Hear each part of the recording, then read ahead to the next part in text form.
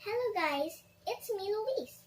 And today guys, I will be showing you how to make a PUTOFLAN. Here's what we need. We need all-purpose flour, we need sugar, water, beaten egg, condensed milk, evaporada milk, baking powder, vanilla extract, melted butter, cheese, egg yolk, and that's what we need. And if you want your PUTOFLAN to be colorful, you may also add food coloring. Here are some things that we need.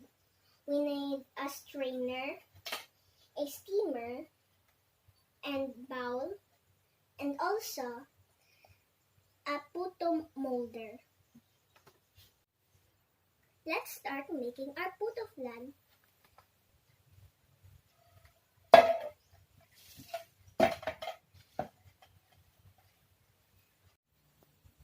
We need 2 cups of all-purpose flour, 1 cup of sugar, and 1 tablespoon of baking powder.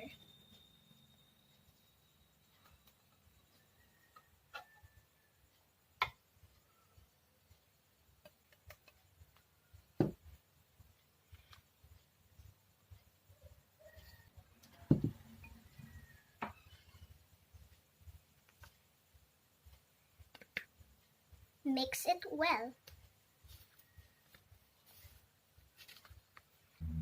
Let's pour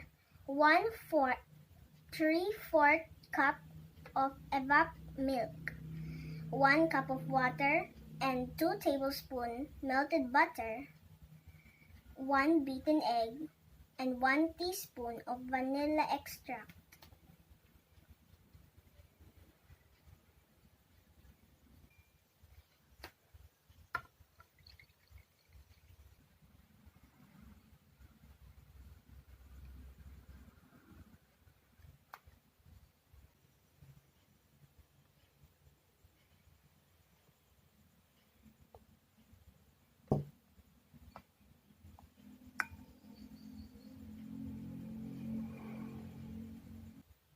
Mix it well.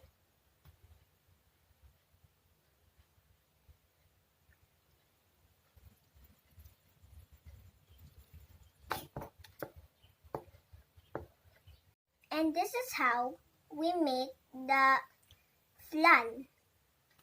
We need 5 egg yolk, half cup condensed milk, half cup evap milk.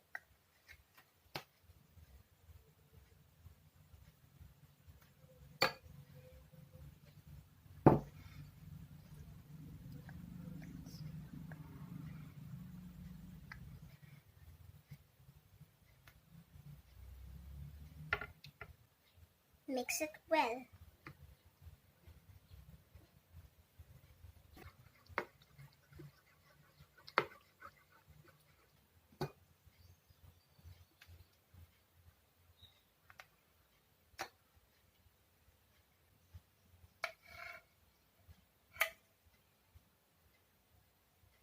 Next, we need to steam first the flan.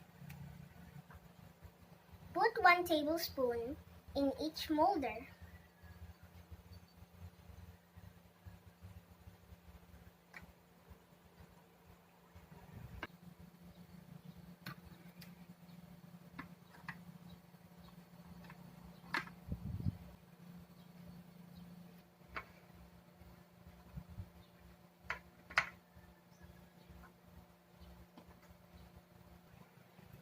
We need to steam this for 5 minutes.